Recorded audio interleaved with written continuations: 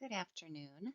My name is Rasa Fumagalli. I'm an attorney and the Director of Medicare Secondary Payer Compliance at Synergy Settlement Services. During today's presentation, we are going to examine the different ways that you might address Medicare Secondary Payer Compliance issues, depending on whether your settlement is a liability settlement or a workers' compensation settlement. Let's start by looking at the different types of damages that are compensated in a personal injury liability settlement and those that are compensated in a workers' compensation settlement. Both workers' compensation settlements and liability settlements have a component of economic damages that might consist of past medical bills, past wage loss, future loss of earnings, future medical. Liability cases, though, have non-economic damages as well, such as pain and suffering, loss of enjoyment of life. Both workers' comp and liability settlements may have damages for disability or disfigurement. Unlike workers' compensation settlements, PI settlements have different considerations, such as policy limits. You also have affirmative defenses, such as comparative negligence. You may have contributory negligence issues as well. There are also statutory cap limitations on non-economic damages.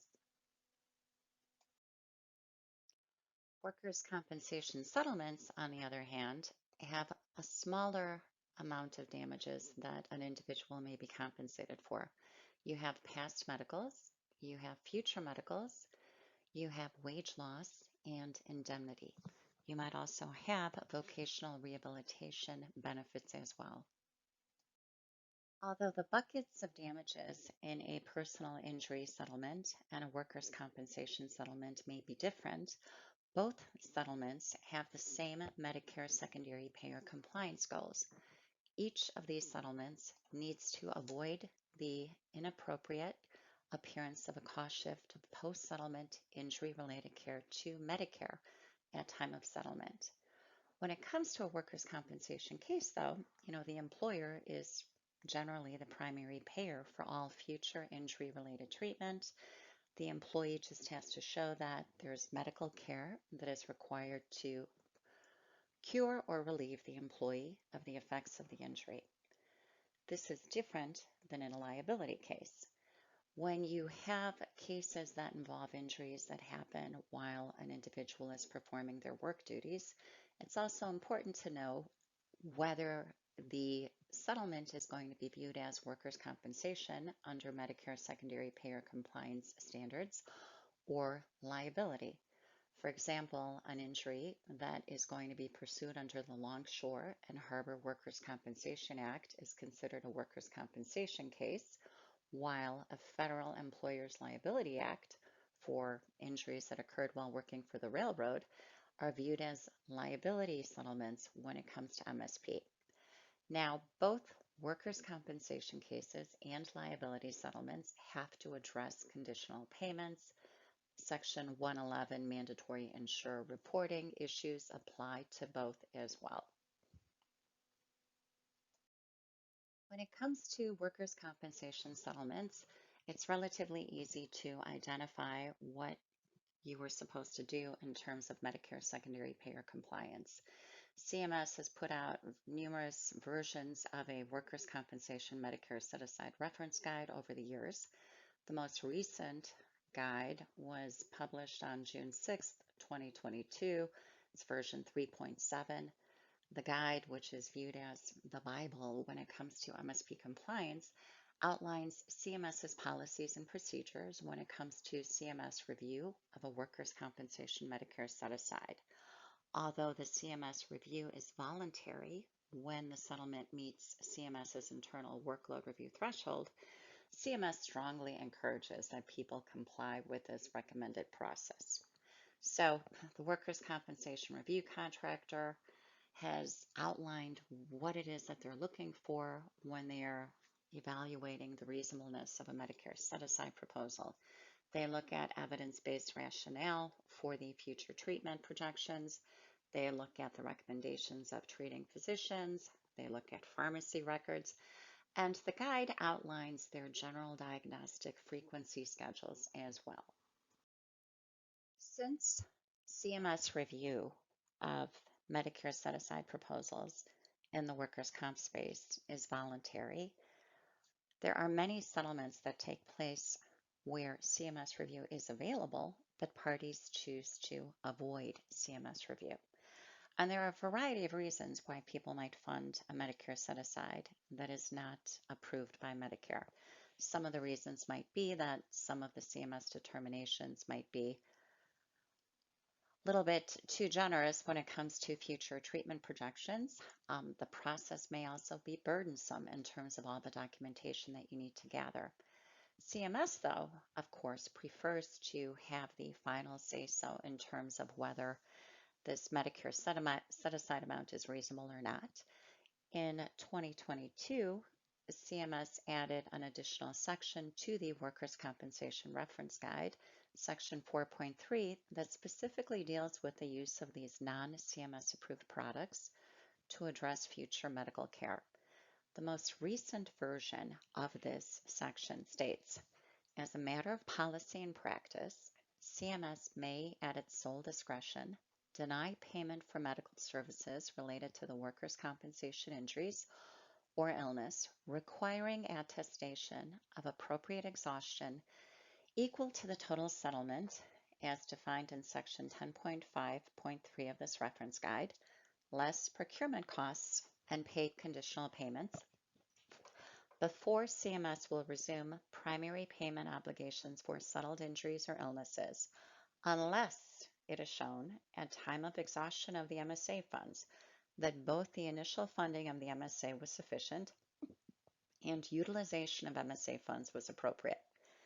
If you are unable to show that the MSA funding was sufficient when it was prepared, or that you use the funds properly, this is going to result in the claimant needing to demonstrate complete exhaustion of the net settlement amount, rather than a CMS-approved workers' compensation Medicare set-aside amount. So the addition of this provision to the reference guide caused quite a bit of discussion in the Medicare Secondary Payer compliance industry. The key is that if you can prove that that initial Medicare set-aside that was funded is reasonable based on a snapshot in time and that the funds were properly used, Medicare should accept the fact that you are not cost shifting, although you're not going to be assured of this unless you have a CMS approved Medicare set-aside amount. As you can see, there is quite a bit of guidance in the area of workers' compensation Medicare set-asides and workers' compensation settlements. When we're talking about liability settlements, though, we just don't have guidance in terms of a reference guide at this point in time. So what are you supposed to do? So, one of the things, a starting point is to actually look at the law. If you look at the Medicare Secondary Payer Act, it clearly states that Medicare is a secondary payer when payment has been made or can reasonably be expected to be made under a workman's compensation law or a plan of the U.S. or a state, or under an automobile or liability insurance policy or plan, including a self-insured plan, or under no-fault insurance. So the obligation to do anything applies to liability as well as workers' comp and no fault. That is in the Medicare Secondary Payer Act. You should also examine the regulations. 42 CFR Part 411 talks about exclusions from Medicare and limits on Medicare payment. It states that Section 1862B2A2 of the Act precludes Medicare payment for services to the extent that payment has been made or can reasonably be expected to be made under workers' compensation, liability insurance, and no-fault insurance. How do you determine if a payment has been made then? So the regs further state that a primary payer's reimbursement obligation to Medicare may be demonstrated by a judgment, a payment conditioned upon the recipient's compromise, waiver, or release, whether or not there's a determination or admission of liability of payment for items included in a claim against the primary payer or by other means. So when you have a settlement that is releasing a party from an obligation to make a payment for an item included in a claim, that settlement is considered a payment that shows a primary payer's reimbursement obligation. After we look at the law and the regs, we should also see what Medicare has said in any of their memos about liability settlements.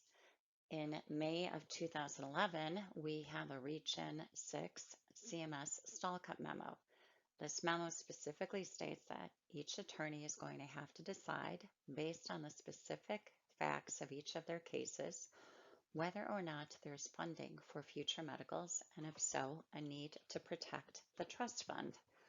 We also have the September 2011 CMS memo that states, when the beneficiary's treating physician certifies in writing that treatment for the alleged injury related to the liability insurance, including self-insurance settlement, has been completed as of the date of settlement, and that future medical items and/or services for that injury will not be required, Medicare considers its interest with respect to future medicals for that particular settlement satisfied.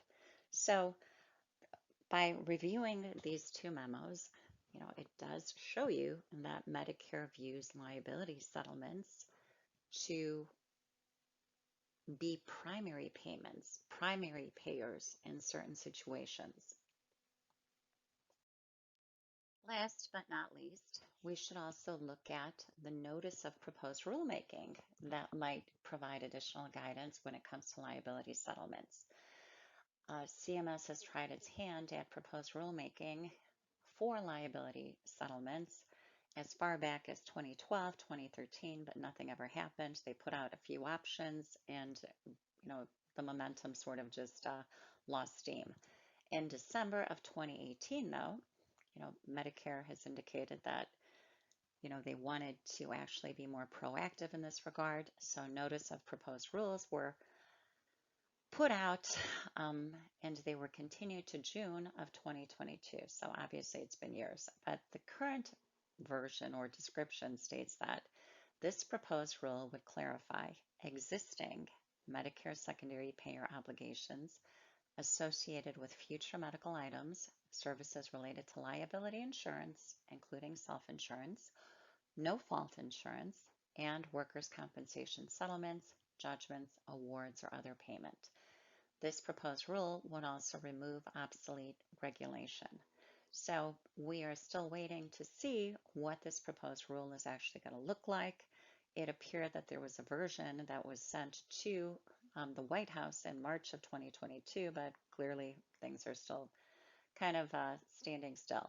So what is interesting about the language of this proposed rulemaking, this notice of proposed rulemaking, is that they actually put in workers' compensation settlements in here. We do have a lot of guidance when it comes to workers' comp settlements. So people are thinking that perhaps the internal workload review threshold might be changing, or there might be a change in the process, but we just have to wait and see in terms of what is it that Medicare is actually going to come up with this time around. Now, when you have liability settlement or a workers' comp settlement, you should consider the three different aspects of the various obligations under the Medicare Secondary Payer Act. Both workers' comp and liability settlements have to address pre-settlement injury-related payments that were made by Medicare.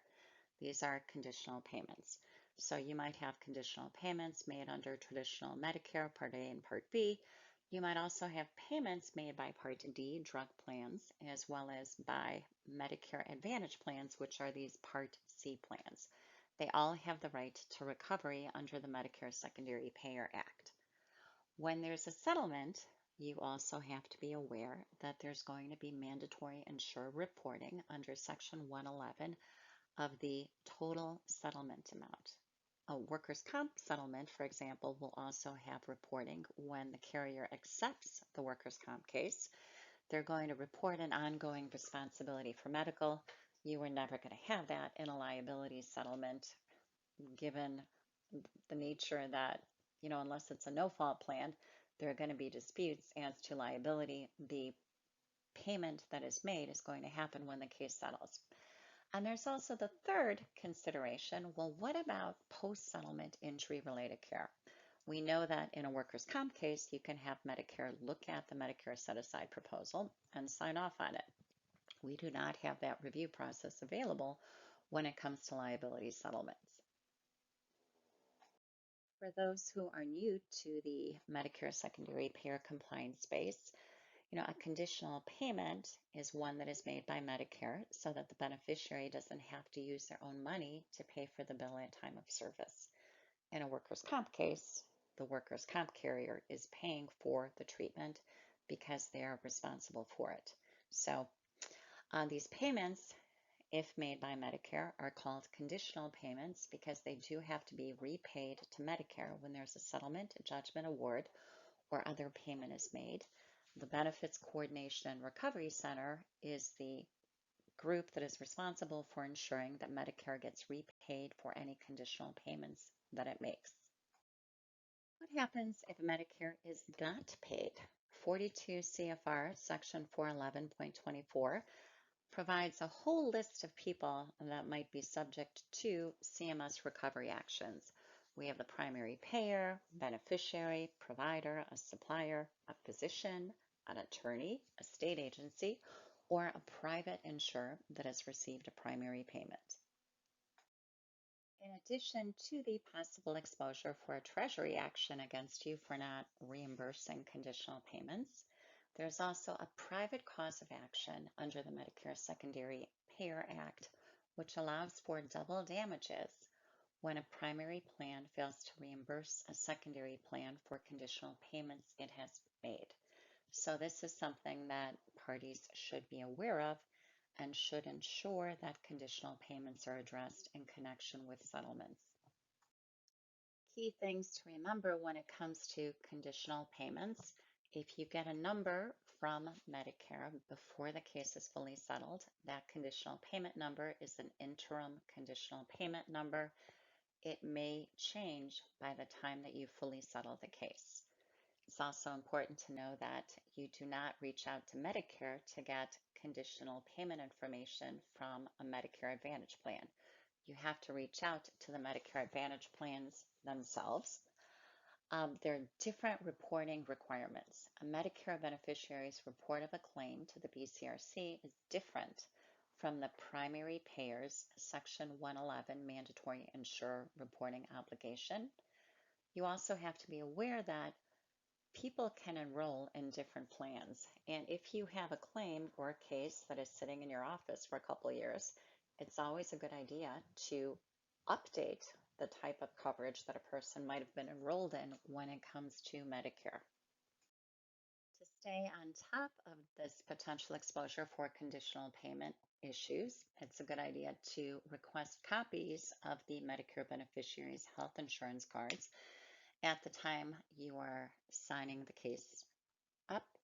It's also a good idea to request updated information during the life of the claim. You should scrutinize the medical record and pharmacy record billing statements to show who is making payment. This is a way to find out if there's a Medicare Part D plan or a Medicare Part C plan. You should not wait until the last minute to think about Medicare secondary payer compliance issues. And if the injury victim is confused about what sort of plans they might have been enrolled in, they can sign up to look up their information through Medicare.gov. In a liability settlement, there are certain things that you should think about when it comes to addressing post-settlement injury-related care. Now, the first thing you should consider, well, is my injury victim, my plaintiff, a current Medicare beneficiary? Or are they reasonably likely to be on Medicare within 30 months of settlement? You should also think about the type of injury that is being settled.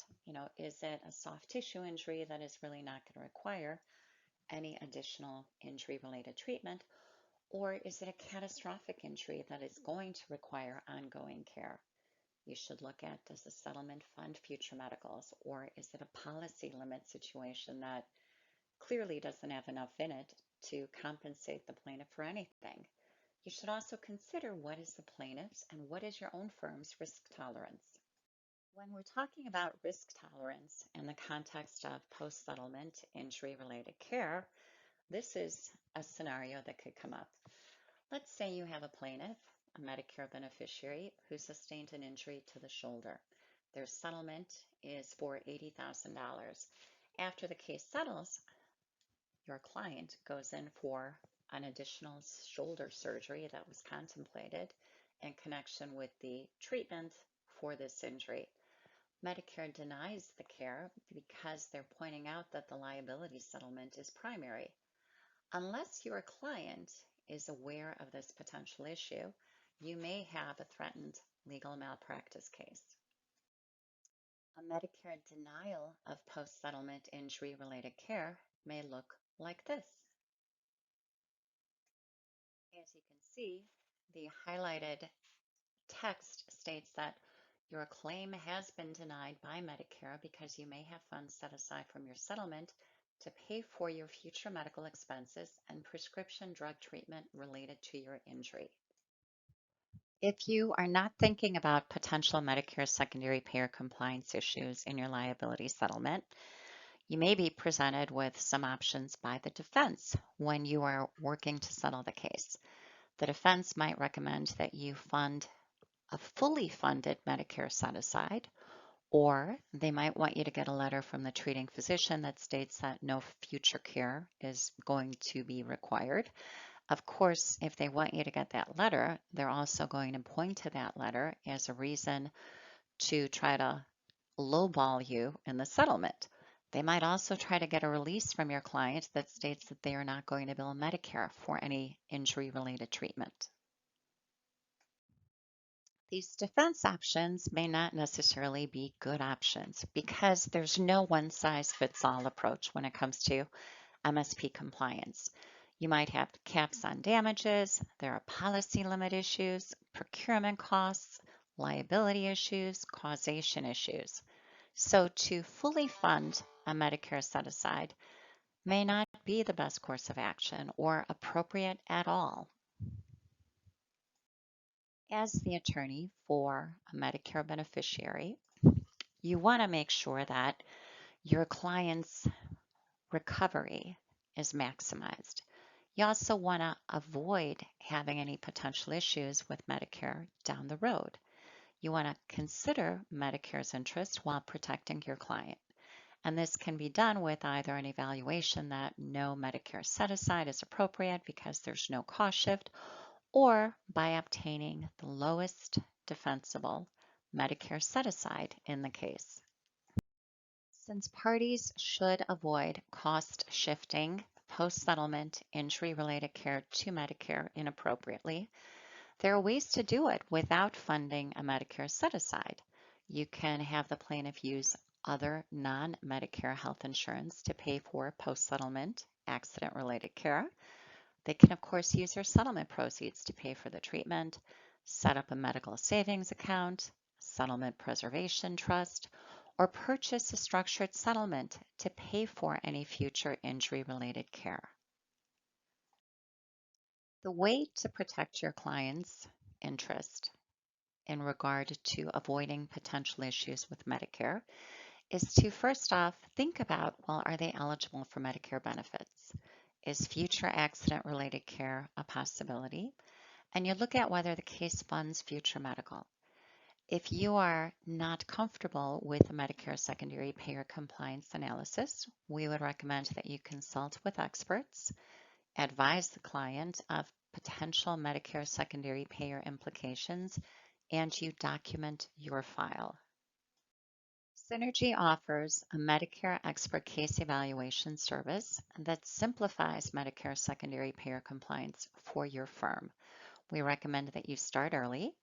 After a consultation with you and your client, the outcome of the Medicare consultation may be that This case is not one that is cost shifting to Medicare at all because we have a treating physician release, for example, that states no further injury related care is appropriate, or the settlement doesn't fund future medical, or a recommendation that your client actually put aside some funds and your client might say that they're not interested in doing this. In that situation, we would provide you with a Medicare set-aside discussion waiver so that you can properly document your file to show that your client was advised of these potential issues, or we might recommend a Medicare set-aside analysis. Liability Medicare set-asides are going to project treatment based on the treating physician's recommendations. We would have rated H quotes. Our goal is to provide the lowest legally defensible Medicare set-aside. We're going to look at evidence-based medicine guidelines. We are not going to project based on the cookie cutter guide schedule that is outlined in the CMS Workers' Comp Reference Guide. We will project injury-related care that is reasonably likely to occur in the future, not possibly likely. We're going to project at usual and customary charges for the services, and we're also going to be looking at the lowest available retail price for Medicare-covered drugs while taking into account black box warnings for these drugs. Once we have the Medicare set-aside amount, we're going to look at whether a reduction analysis is appropriate given the amount of the Medicare set-aside and the net settlement. We will also discuss with you whether professional administration is a good option for the case or a structured payout a good option for the case. When it comes to a liability settlement, we recommend that you start early in identifying the Medicare beneficiaries. We recommend that you control the Medicare Secondary Payer process in terms of taking charge of it. You should never rely on the opposing side's experts. Educate your clients on the potential risks. Retain your own MSP compliance experts to protect you and your clients. Go on the offensive for any Medicare Part C liens or potential MSA issues, and you should document your file. Synergy provides a whole host of services to help you in your settlements. We have Medicare Secondary Payer Compliance Services, Government Benefit Preservation, Settlement Consulting, Group Projects, Attorney Fee Deferral Consulting, Healthcare and Lien Resolution Services as well.